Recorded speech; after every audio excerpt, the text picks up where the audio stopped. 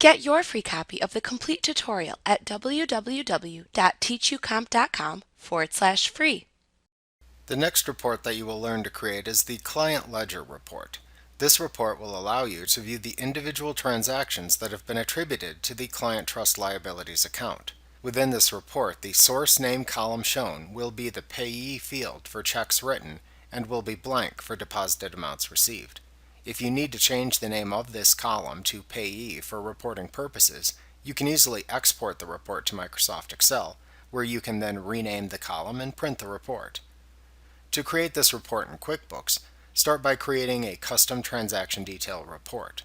You can do this by selecting Reports, Custom Reports, Transaction Detail from the menu bar. In the Modify Report window that appears, click the Display tab to add columns to the report. You will need to add the source name, debit, and credit columns by ensuring that those fields are checked within the columns area. You can uncheck the name, account,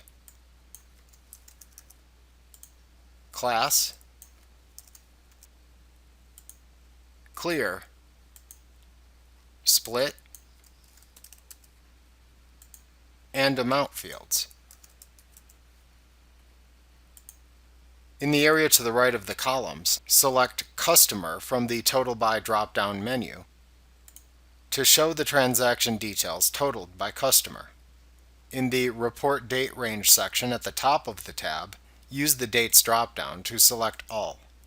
Next, click the Filters tab to filter the report. Select the Account filter and then use the drop-down to select the Client Trust Liabilities account. You can then click to the Header and Footer tab and type Client Trust Account Liabilities Ledger into the report title field. When you are finished, you can then click the OK button to save your changes and preview the report. You can then memorize the report to save it as a custom report for future use. Like what you see? Pick up your free copy of the complete tutorial at www.teachucomp.com/free.